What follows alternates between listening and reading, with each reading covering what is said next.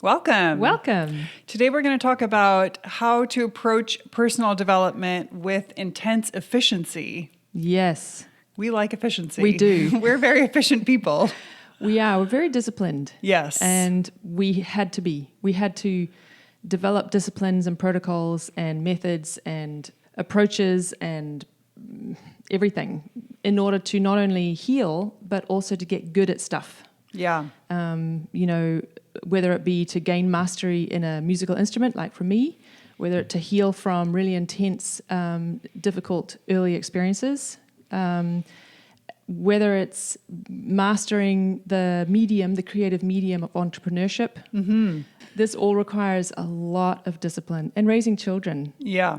And wouldn't it be nice to be able to do this with efficiency? Yeah. And, it's fine if people are on a, slower path and, no judgment. Mm-hmm. And we have found a great deal of effectiveness in getting out of our own way. Yeah. And being very rigorous about doing the work that it takes to achieve that. So that way we can be our, powerful selves in the world and bring to life what we're here to bring forth. And so that's what we want to offer to our listeners and our students at Magenta. Yeah. We have spent a lot of time, you and I, in these podcasts talking about healing and transforming what is wounded in us. And that's fantastic, and I'm really glad we've done that. And now I think it's time to turn our attention to mastery. There's this trajectory that goes from healing all the way into perfecting and refining and building these deep capacities. Mm-hmm. And it's all healing. But mastery is really the transition comes into what we can call inner freedom. Mm-hmm. So we're in a process of healing and overcoming the shadow sides and elements within us. And then as we focus on building the light, that's really leading into building new capacities that we didn't possess before. And that's what we need in order to become masterful. And there's all kinds of analogs in life, and particularly for artists and musicians, that's very much present because you have to really crack the code.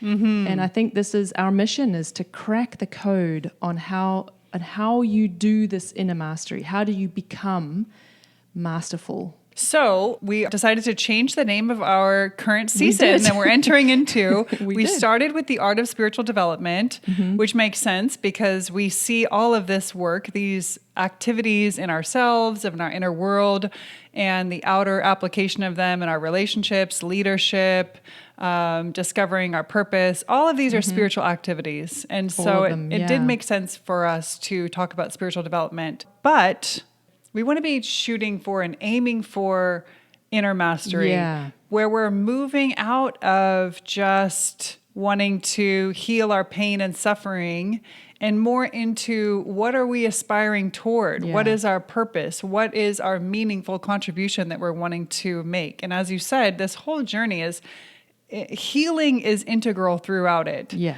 Healing our shadow, healing our compulsions. Yeah. But there is a turning point that one reaches in their journey, at least in my journey, where I was able to be less wrapped up in healing pain, in overcoming a lot of limitations mm-hmm. and keeping myself small and moving, exactly. And moving more into, okay, what am I here to do? What am I here to contribute? What do I want to build? What is the world that I want to see created? And how can I help contribute to that? Right. And so we're wanting to make that shift. You can't do it if you're the walking wounded. Yeah. You just can't. Yeah. You won't have the strength to overcome all that's limiting you, and sabotage mm-hmm. is a big part of why it's so hard to bring to life the vision in us and our mission when we haven't yet healed. Yeah. You're listening to Magenta FM Season 3 Inner Mastery. Follow along to learn why the highest leverage point in your life is through mastery of your own inner world. We will discuss topics such as the inner game of leadership, what it actually takes to make a meaningful contribution, and why that which is living within you actually appears around you. We want to see you achieve inner agency, outer discipline, and real capacity. So click subscribe and don't miss an episode. So today, talking about approaching personal development with this efficiency. And how do we do that? How do you and I and Magenta think about that that's maybe different than how people commonly think about it? Mm-hmm. So starting with this idea of moving from self-help junkie to young Jedi. Yes. And what that really takes. And then talking about the implications of this process, this efficient process that we're going to share. And then lastly, sharing a suggestion for one specific application of this that we will propose to you. Yeah. So self-help junkie to young Jedi. One of the big issues that we all face is that we are on the hunt for that one piece of insight that's going to set us free, that's going to heal us. Mm-hmm. And that's why we become self-help junkies. You know, there's some really wise people out there. Yeah. And we read their books and we're like, oh, damn, it felt nourishing. It's like we can smell freedom when we read these books, when we get that meditation app, when we, whatever it is that we do, listen that we're to hunting a really great for. lecture. Yes, or the podcast. I love podcasts. Yeah. I listen to a lot of podcasts. So, we really think that it's insight, that it's knowledge, that it's information that is going to set us free. I mean, the whole information age is based on that premise. But as we've learned through this information age, is actually not setting us free because it's not information or the right concept that's going to do it. They're helpful. Let's not, diminish their importance to have the right concept. But actually what sets us free from the tyranny of our shadow is practice. Mm-hmm. So we are really going to focus on practice today. What do we mean by that? Training. What do we mean by that? We want to make sure that you have in your mind our definition of what this means. And of course, I'm heavily influenced by my background as a musician, because if you don't practice one day, you know about it. If you don't practice for 2 days, you and your teacher know about it. If you don't practice for 3 days, the whole world knows about it. You have to practice every single day, your entire life, in order to maintain the level of mastery that you're really aspiring to. And let's just call inner development an art form. That's why we called it the art of relationships and the art of mental health, and why we started out calling it the art of spiritual development. It has that same artistic necessity of a daily rhythmic practice, and rhythm being really important because it potentizes what you're doing. We have to build capacity, as you're starting to say. We have to, not only discover some concept that's going to help us, reframe something, which can be very helpful, but that doesn't actually lead to building capacities that we can use. The strength. Yes, throughout our day and through when we're up against really challenging obstacles. Yeah, so let's go into that a little bit, because I think that people don't realize, I mean, maybe we do. If we just think a little bit, we can really see in our own biographies times when we can see habits that we have that are so deeply entrenched that we don't actually have the forces to overcome it. We don't have the forces to stop. Like if we have a tendency to get enraged or angry really quickly, we get triggered and we go there. And we don't actually know how to stop that. And it's not like you can just go, oh, I can now stop being angry, because this is the thing about the feeling life. We're not in control of the feeling life. And maybe the feeling life is a really great example of where it really does take training to heal and gain some degree of captaincy over what you choose to foster there, where your attention goes in your feeling life. Yeah.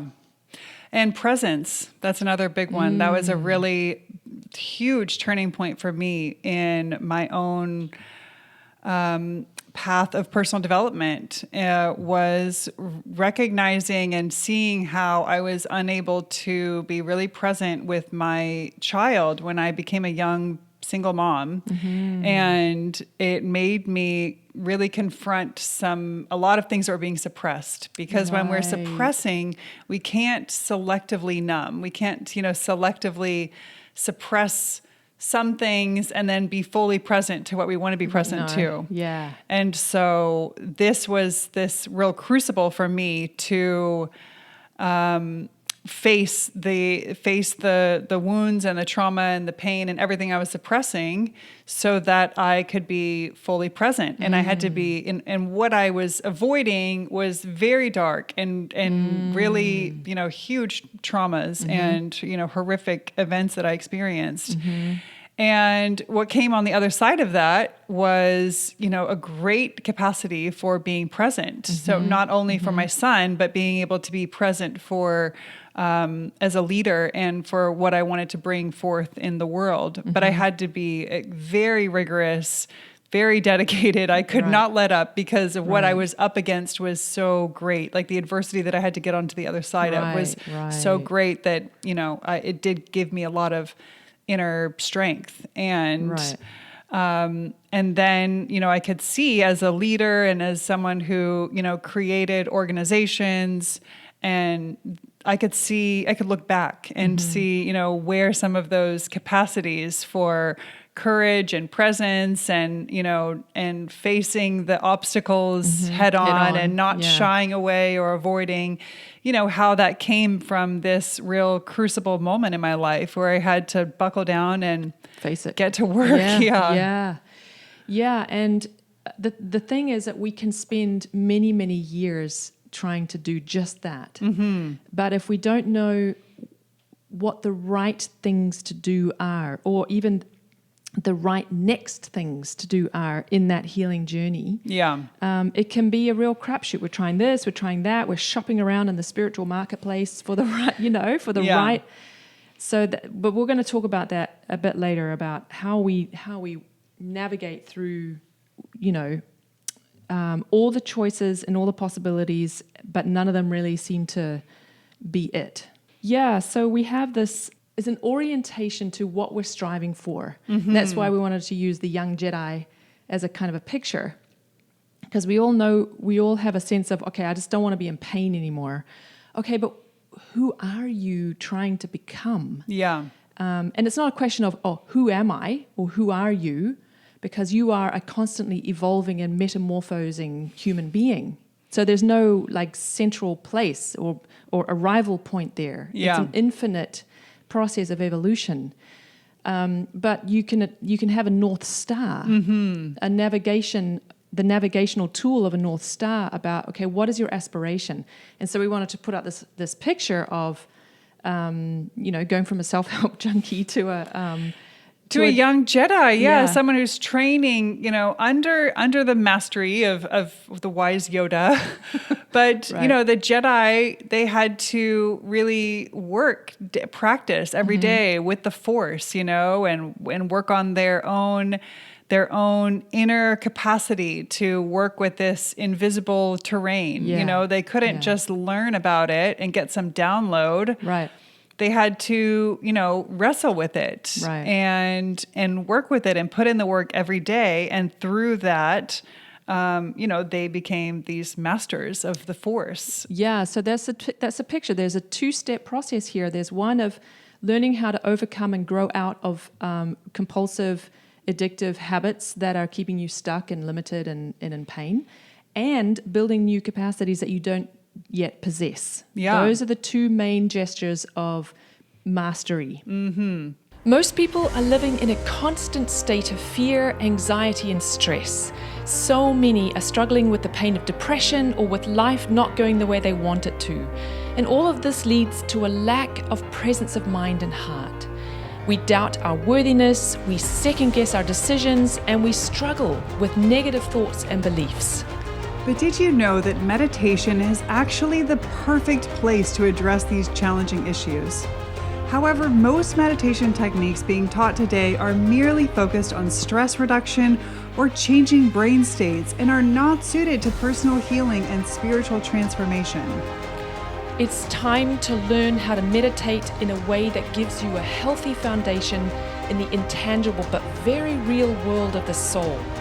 Meditation helps you to heal, feel more grounded, find peace of mind, and ultimately build an authentic and elevated presence. The kind of presence where you feel more in charge of your inner experiences of joy and connection. You can elevate your interactions with others merely through the quality of your presence, and the world begins to meet you in a whole new way. Magenta's Elevated Presence Masterclass will take you on a 21-day journey into the magic of a daily practice designed to rhythmically nourish you. Like the monastic training methods of old, we immerse you in what it actually takes to evolve. We do this by tapping into unconventional techniques derived from thousands of years of Western esoteric spiritual insight and practice. And we've taken those techniques and boiled them down to just 15 minutes a day so that even the busiest person can participate. In the Elevated Presence Masterclass, we lay the groundwork for a lifetime of transformative and sustainable practice. Go to magenta.fm/elevated presence to learn more. So what do we mean by practice, or what are some of the tenets of this kind of rigorous practice that we're proposing? Yeah. Well, we're going to talk about 7 of them today, but it's not necessarily that these are the 7, but these will give you plenty of idea of what we really mean and what this takes. It's not like you have to abandon your life and become a Jedi Master and go live on another planet. We're not suggesting that at all, because everything that has to do with personal mastery has to happen in your life as it is. Mm-hmm. This is, this is not about getting ungrounded. This is not about any. It's very practical. It's all about common sense. We love common sense. It's our friend. So the first one we want to talk about is, as I was sort of saying earlier, regularity is key. Rhythm is key. Rhythm is your friend, because where you are able to bring rhythm into your life, it has a amplifying effect. This is why homeopathics and flower essences use rhythm as a part of how they potentize their medicine. So rhythm has a potentizing effect on what you do.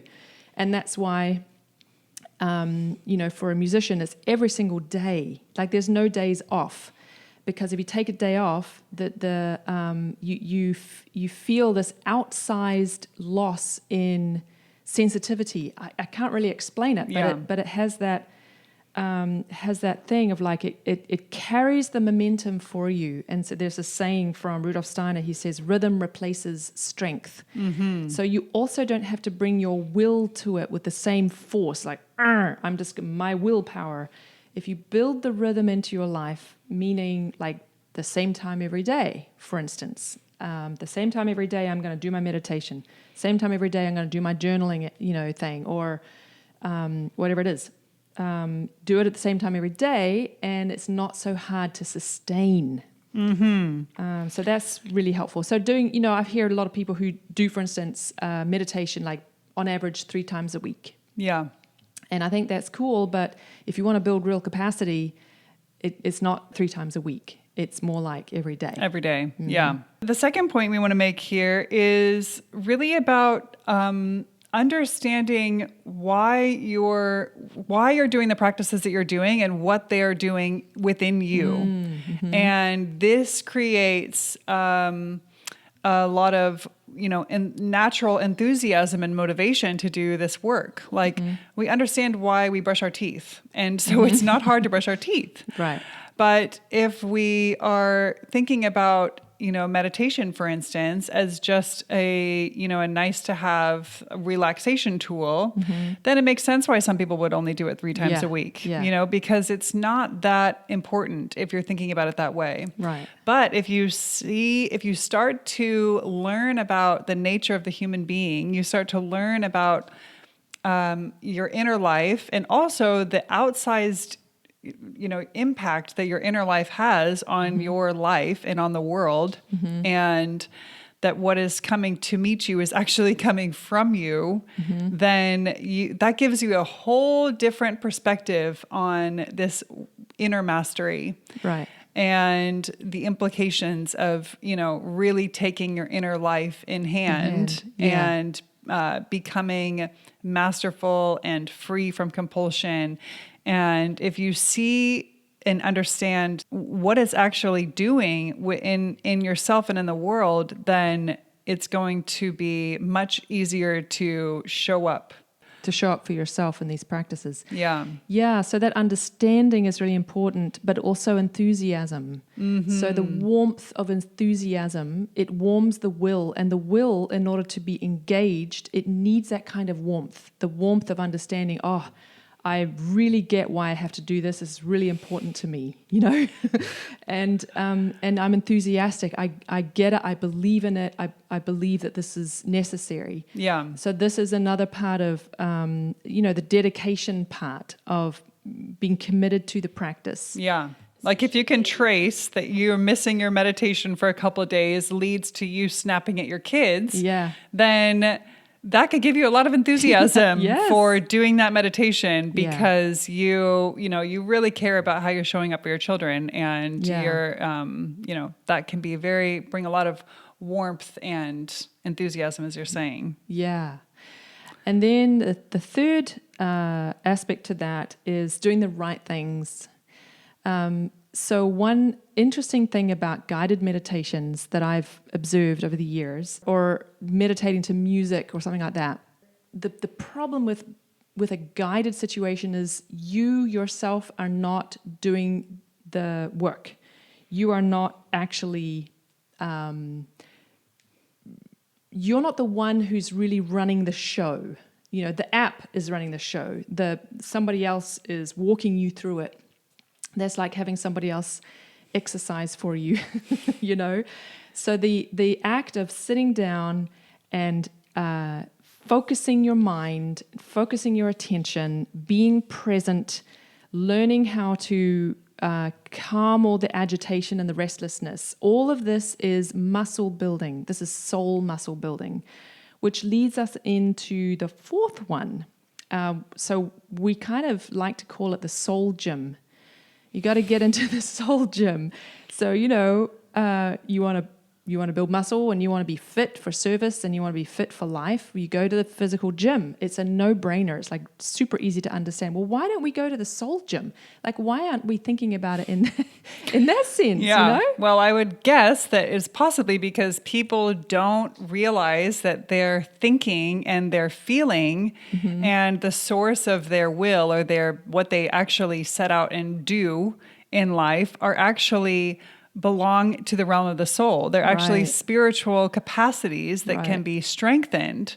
Right. And so if you think about how much of your life, your experiences, the outcomes of your life are shaped by your thoughts and the feelings that you carry throughout your day, and the feelings and the thoughts that you bring into, potential opportunities, then it would be clear that, if I can strengthen these capacities for thinking, feeling, and the source of my will, then I can do so much more. And I can, show up as the person that I want to show up as.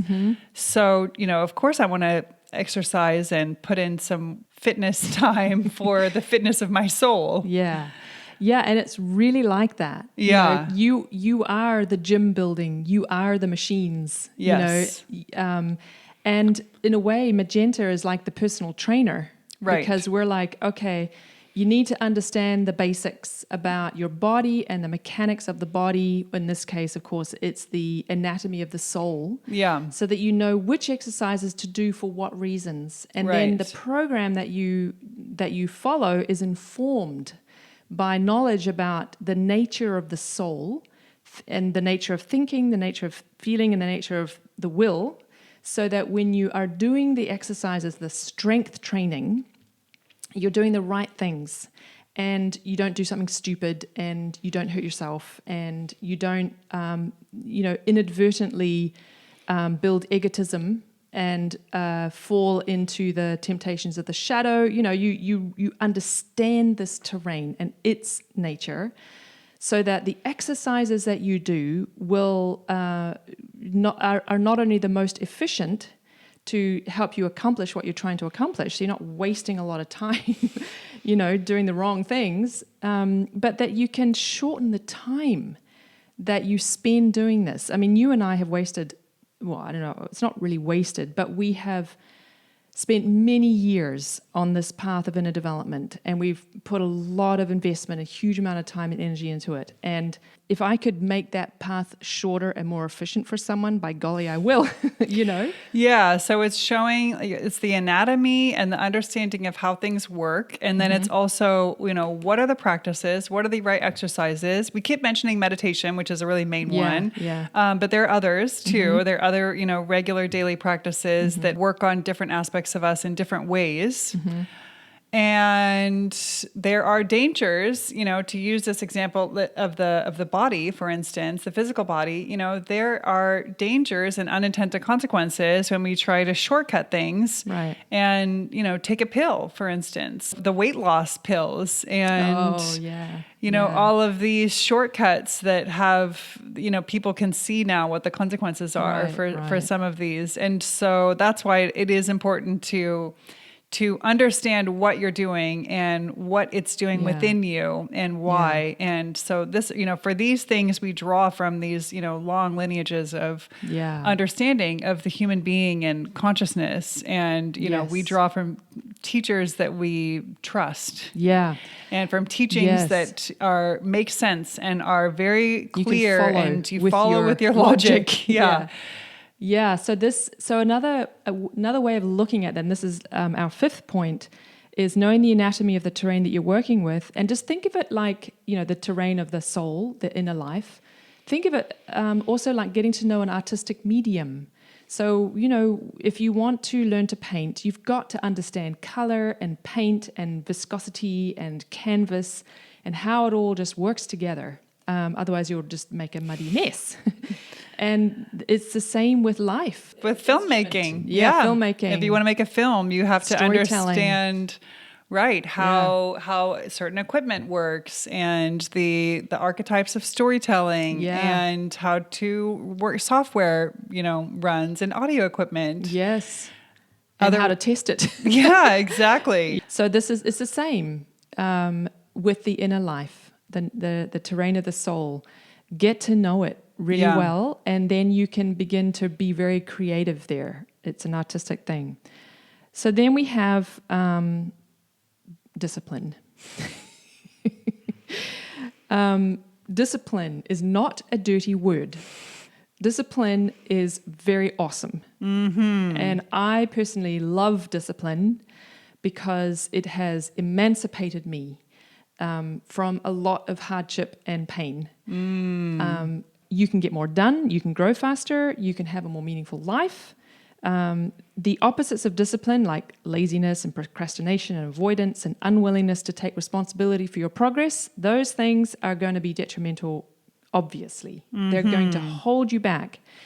And we all struggle with discipline in one way or another, but we also struggle with the idea of taking ourselves in hand. And a part of that has to do with not wanting and not being willing to take responsibility for our own progress. So there's this, not only is there the discipline of showing up and being there, like getting into the studio or the office or whatever, but then there's the discipline on top of that of what are you focused on? Yeah. And why? What is inessential and what is essential? And that kind of leads into the final one, which is how you go about doing practice. So one of the things that I loved about playing the violin that I still miss to this very day, and that is breaking down the technical challenges. So you got a piece of music in front of you and you cannot play it for the life of you. It's a very difficult piece. And you have to find a way in a short period of time, like a couple of weeks as a performance, you've got to figure out how you're going to play that piece in front of 300 people in 2 weeks. Mm-hmm. And you have to basically crack the code on practice. And the way that is done, you have to break down a technical passage into its most single components. And then you practice that. And then you can start to add one other component, and then you practice the two together until it's seamless. But you don't let yourself skip steps. And it is very rigorous, but if you do it, you can play that piece in 2 weeks. And this is something that we've had to really do in Magenta. When it comes to inner development and inner mastery, it's the same kind of thing. You break down these components, and we get into this a lot inside our membership and in our various courses, how to break down the components, understand how they work, study them separately, work with them so that they can come back together with more flow and less friction. Mm-hmm. And they can flow together in a completely new way. Yeah. Let's give some examples of this. We've been giving a lot of examples and pictures, from outside of inner development. And maybe we can share a few pictures of within the inner life, okay. Like what does this look like? So let's take courage, for instance. Mm-hmm. Say you struggle with courage and it's just this big idea, maybe this belief you have like, oh, I'm just not a very courageous person, or I'm not very good at speaking up. Mm-hmm. Voice. Yes. So this is a big one. Yeah. So instead of just, holding this big belief or thinking, oh, I'm just going to, read some inspiring quote about how I need to bring my voice forward, and then I'm going to go into work tomorrow, or I'm going to go, and something will change. Yeah. And, just force this change. A more effective approach is to really break down, as we're saying, what is happening? What are all of the pieces that are contributing to this issue within you of your voice? And maybe there are some concepts and some beliefs you have about yourself and the world and how things should be or shouldn't be. And then maybe there's some feelings that take over you. Then there's a lack of presence, that once you're kind of swept over with this fear of using your voice, then there's not enough strength within you. There's not enough muscle to overcome. You can go through a diagnostic process, and you can come to really understand why you're afraid, why you doubt, why you're unable to really speak out. But that diagnostic process is strength training, you could say. But then there's this whole other aspect of it, which has to do with cultivating a sense of presence, which engenders empowerment. Yes. It's always a two-step process. There's the diagnostic, which can be broken down into the DNA of what is going on. This clarity about the inner picture that you carry, which includes what you believe. So if you believe that you have something to be afraid of, you believe that you should doubt your own capacity, you believe that you are unworthy, you're not good enough, then guess what? It's going to appear around you. Yeah. You will, create the self-fulfilling prophecy, or you'll see evidence everywhere you look to support your belief, whether it's actually there or not. It might be debatable, but this is how it goes. So that's why this inner work, this inner strength training is essential if you want to grow out of where you are and grow into a more high-performing state of mind and heart and action. Mm-hmm. Let's talk a little bit about one possible application of this new orientation. Yeah, so how can you go about doing it? I mean, okay, you get it. You got to get into practice. At least I hope you get it. But now what do you do next? Well, we're going to propose that you get into a meditation practice. Yes. So we are about to release a series of videos. Free videos. Free videos, exactly. Talking all about getting into the daily practice of meditation, what it's actually doing within you. So touching on these points that we made about warmth and understanding and how critical that is to motivating our will to continue to show up with this rigorous discipline day after day. So you can sustain it. Yeah. Yeah. And then we're also going to talk about our particular approach to meditation, which is actually, there are some things that you will seem and feel familiar, but there's a lot that's different about how we approach it, because we're really, we've designed our meditative approach based on our teachers who've taught us, obviously, so it's not just our making stuff up, but it's really about being on this healing journey that meditation needs to support very concretely the path of personal development. And it's not about relaxation, and it's not about calming the mind. Right. It's really got very specific muscle building, soul muscle building purposes. And it should. That's how it's always been for centuries. Yeah. And it's only in our time that we've lost that, I would call it esoteric understanding. So there's a lot that's different about how we teach it, how we approach it. So if you sign up right now for our weekly email newsletter by going to our website, magenta.fm, then you will receive this free series of videos, and you'll also be informed about when our meditation course masterclass opens, called Elevated Presence Masterclass. And we only open the doors for it periodically, and it's a 21-day process that we take people through. Very methodical, very, step by step with lots of support. Yeah. We haven't opened it in some time, so we're really excited to do another launch for that soon. So please join the newsletter so that you don't miss out on this. And again, that's magenta.fm. Yeah, and let's put in the show notes the link straight to the sign-up form. Okay, well, today we'll do a little recap. We talked about our slight shift in focus toward inner mastery as what we want to be presenting and really offering to our listeners as a path for inner change and outer change. As the most powerful path, we will propose, and we will continue proposing throughout the season, that this is your greatest leverage point for change in yourself and in your life, is through mastering your own inner world. Yep.